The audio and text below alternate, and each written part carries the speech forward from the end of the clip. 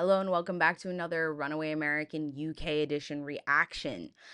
I have reacted to top 10 places to go in the UK, top 10 places to go in England, and now it's the top most beautiful places to visit in Scotland, as well as itinerary suggestions. I've never been to Scotland. It has definitely always been on my bucket list of a place that I want to visit. I 100% will go the next time I'm in the UK. I don't know why I've never been. I've been like really like close to Scotland, like where I've only been like an hour away, but somehow I just didn't make it over. Which like my parents went for the day, but I was only like I think like 16 or 17 at the time. I was visiting my godmother and her son, and so I spent the day with them, like going out and hanging out with them around Newcastle. It was Newcastle, I think, that I was in. Yeah. And then yeah, so I was like only a couple hours away from Scotland or from like the border, but I just never went. So next time it's on the list, I will be going. But let's see what places I'll be going to from this list if they make it onto my own list or not. Here we go.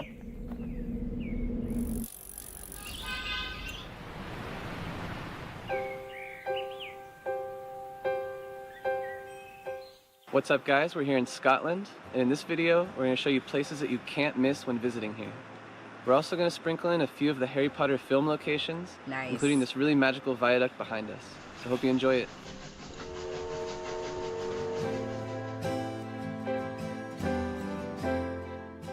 Scotland is the most northerly part of the 4 areas that make up the United Kingdom. It's known for rugged landscapes defined by mysterious lochs, magical mountains, and Gothic castles. Scotland also has a strong culture, featuring Celtic music, traditional kilts, and sophisticated whiskies. So cool. It's a true land of extremes, where the rainy and windy weather conditions pose challenges to live and explore, but the beautiful landscapes and friendly people make it a rewarding travel destination. I've never met like a mean Scot. In this video, met just we'll show 10 of the best places to visit in Scotland. And all of these places we mention are relatively close to each other. Love them. And are possible to visit in a 10 to 14 day road trip.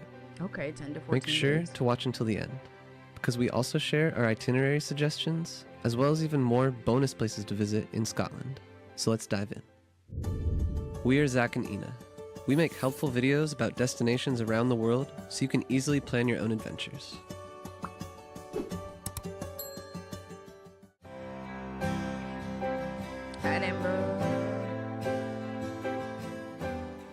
Edinburgh is located in the southeast, and it's Scotland's most beautiful and interesting city. Gorgeous. This is the place to take in the unique Scottish culture, with a vibrant pub scene and intriguing historic sites. Visit Edinburgh Castle to learn about its turbulent past, hike Calton Hill or Arthur's Seat to take in the beautiful scenery, or catch a live show at one of the many pubs along the Royal Mile. One thing's for sure, you won't get bored here. You can watch our full video about the 10 best things to do in Edinburgh if you'd like more in-depth info on this magical city. Definitely probably at the top of my list because I am a city girl, so I would love to go. Just absolutely stunning. Yes, I did know she wrote in the Elephant House. Okay, that's cool. Lomond? Situated approximately 60 miles or 96 kilometers to the west of Edinburgh, Loch Lomond in the Trossachs National Park is the oldest national park in Scotland. Wow. It's one of the most popular places to visit, thanks to its proximity to urban areas, as well as a wide variety of activities.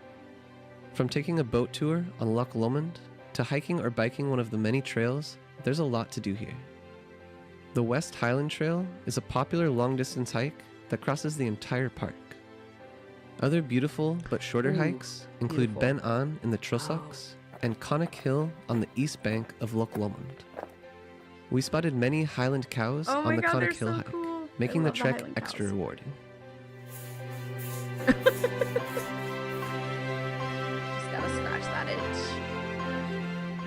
So we're at one of the viewpoints here at Connacht Hill, and this actually marks the point between the lowlands on this side and the Highlands of Scotland on this side, which is a pretty cool fact about this hike. Oh my gosh, that's stunning. The nature that is just there is just beautiful. It's breathtaking, honestly. Glencoe Valley. Glencoe Valley is located in the Scottish Highlands in western Scotland.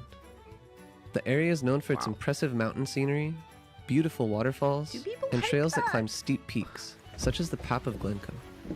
The road through the Glencoe Valley takes you through the heart of an ancient volcano, and the drive is spectacular. It's no surprise that this otherworldly place has been featured in several Harry Potter movies, just like spots number 7 and 6, which we'll highlight in just a moment. Okay.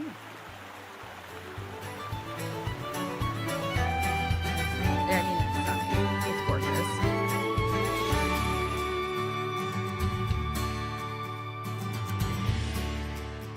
Hagrid's hut film. Oh, okay.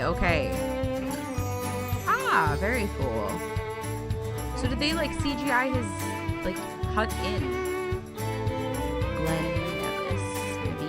Glen Nevis? Located right outside the town of Fort William, Glen Nevis is one of the most spectacular and beautiful glens in the Highlands. Above all, it's home to Britain's highest mountain, Ben Nevis, which is an impressive day hike. But you can also take in this dramatic scenery via the public road or other shorter trails. We hiked to the impressive Stowell Falls, one of the 3 highest waterfalls in Scotland. This 2.1 mile or 3.5 kilometer out and back trail only takes an hour to an hour and a half to complete. It's also a filming location for a number of Harry Potter films, serving as a stunning backdrop and the place where Harry takes on the Hungarian horntail dragon in the Goblet of Fire. Ooh, okay.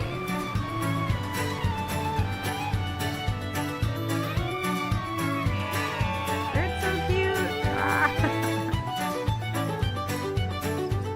Hogwarts Quidditch arena. Okay.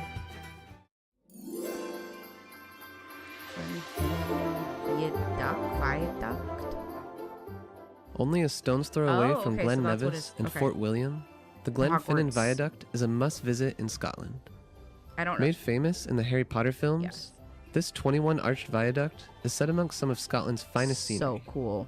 Overlooking Loch and the Jacobite Monument. Love that. Gorgeous. One way of exploring this area is on foot, and another way is by embarking on the Jacobite steam train. I will be going on the also steam train. referred to as the Hogwarts Express. Yes, the Hogwarts It travels between Fort William and Malloch. Wow. You can find more information about this train route, its timetable, and the hike in the description below. I've never been on a steam train. And even if you're not a Harry Potter fan, it's still worth visiting. Gorgeous.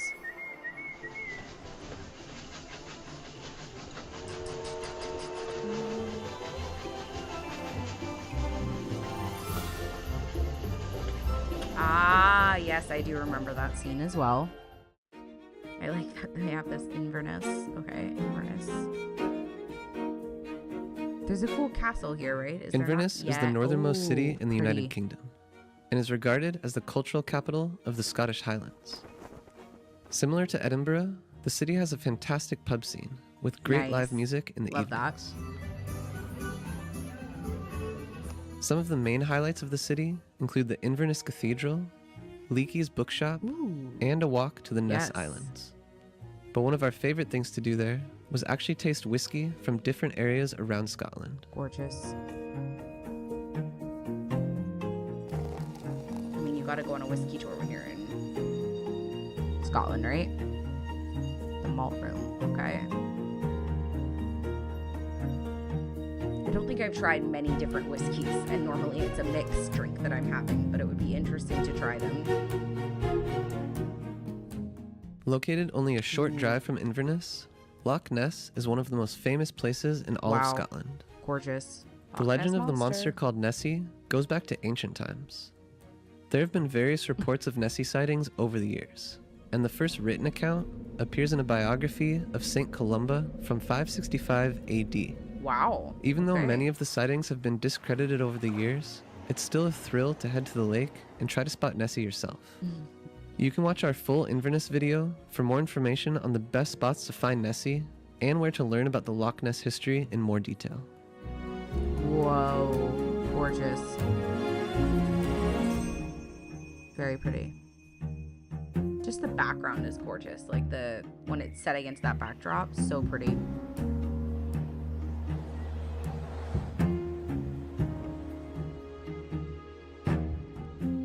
Eilean Donan Castle.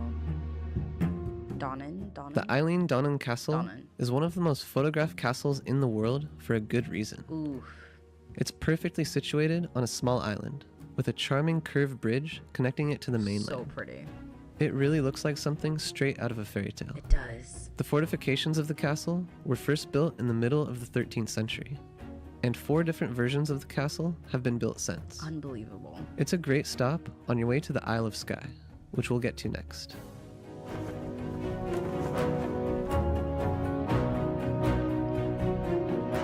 I'd love to stay at a castle. I don't know So if there's a that's street possible, right but it would be behind fun. Eilean Donan Castle that goes up. And from here you actually have a free view and it's really impressive. So you should definitely check it out. Wow. Ooh, that's gorgeous. Yeah. Great view. Store, Isle of Skye. Skye is the second largest island in Scotland, and in our opinion, That's has the most picturesque stunning. views you'll encounter on your trip. The Old Man of Storr is the most iconic site on the island, and attracts many hikers and tourists alike. Try to go early in the morning if you can, to avoid the crowds and secure a spot at the parking lot. Gorgeous. The hike itself can be done in a 5-kilometer semi-loop, and takes between 1.5 to 2 hours to complete. At the top, you can take in views of the curious rock formations of Storr that stick out at odd angles. Yeah, something odd, but like they look gorgeous. They're just amazing what nature produced, you know? Okay, so this is number 1. Quiraing is located on the north Okay. end of the Isle of Skye, and boasts some of the best natural Ooh. views in all of Scotland. The jagged landscape was caused by a landslip, which exposed strange rock formations underneath a large cliff. Wow. From the parking lot, you can take in great views of the peaks. But if you want a more in-depth feel of the area, we recommend going on a hike, so you can see the formations up close and get better views of the lakes below. All the hiking. Make sure to so check much out our other hiking. video all about the best things to do on the Isle of Skye for even more stunning views of this magical island. Ooh, it's so pretty though. I would go on 1 or 2 hikes. I don't think I could hike the entire trip though. And I definitely couldn't do that. No. No, no, no, no. No, no, no, no, no, no. Like I go up on like a footpath or something, but if I have to like climb rock We formations. also included a few itinerary. No. I'll die. I'll slip, I'll fall, I'll die. I am clumsy. I am fat. It's not a good combination. Like I will slip and fall to my death 100%. However, I definitely would love to go see some of it. Like maybe from the car, maybe from the parking lot. Maybe I just like go out on the footpath and like take some photos and stuff and see it more than like hiking up a mountain, because I don't think that the hiking up or the down would be a good idea. I'd slip and fall to my death, I guarantee it. It's stunning though. It's gorgeous. The cities are much more my style, but someone was saying like I'm gonna have to brave it and just put on some hiking boots and take my son out so he can see nature. My son is not a nature person, not at all.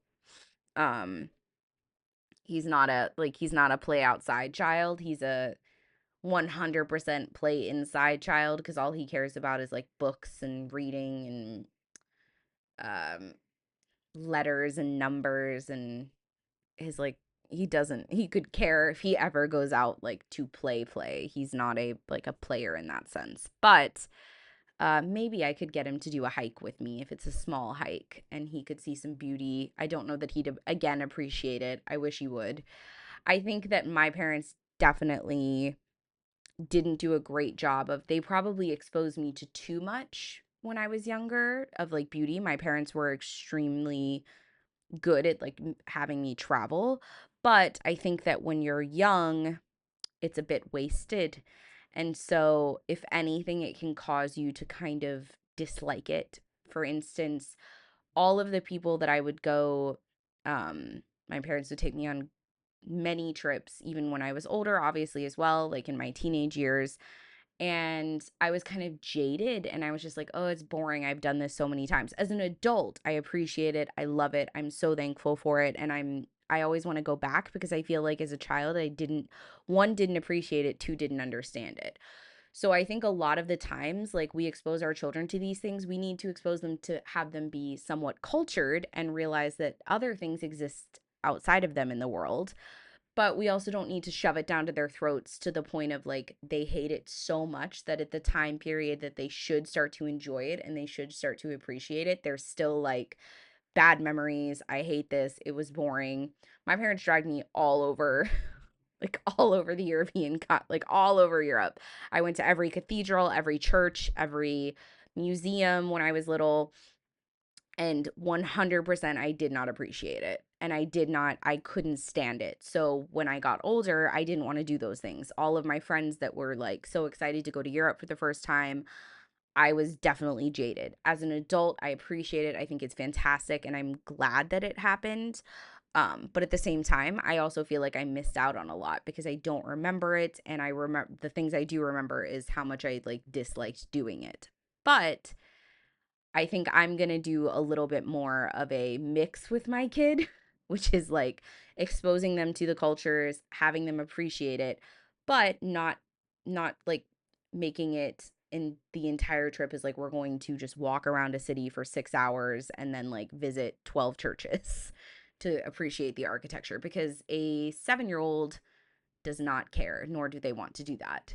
And yeah, so it makes you miserable and them miserable. I'd rather have a bit of a balance between that. I do think museums and things like that are important, and I want him to be exposed to those things. And I'm very excited to take him to the UK. I know that he'll be more appreciative of museums than I was because he's already a lot smarter. So he probably will be interested. He's already a lot smarter than I was. So one can hope that, like, if I take him to museums, he will be very interested in learning the facts of them because he does like learning facts. I know he'll enjoy the science museum, planetariums. He loves history. I told you guys in the last video he really likes the Titanic. So maybe he'll become fascinated in like Anne Boleyn like I am, like the Tudors one day. Who knows? Thank you guys so much for continuing to watch my videos. Thank you for commenting. Please don't forget to like and subscribe if you enjoy my videos. If you want to leave me a special request, you can do so on Buy Me a Coffee. If you want me to react to a certain video, everyone keeps telling me to react to the Victoria Cross one. It is coming. I'm probably not going to be able to do it till Monday or Tuesday because my friend is in town. It was Christmas, then it was New Year's, and now my best friend who I haven't seen in 4 years is here. So, it's going to be a little bit of a time, but it is coming, I promise. So, thank you guys so much for tuning in. Also, don't forget to check out my Patreon if that interests you at all. I am going to be starting to watch a show on there. I think we've decided on Blackadder. I think it's called Blackadder. So if that sounds of interest to you, then head on over. Thank you so much, and I'll see you next time. Bye-bye.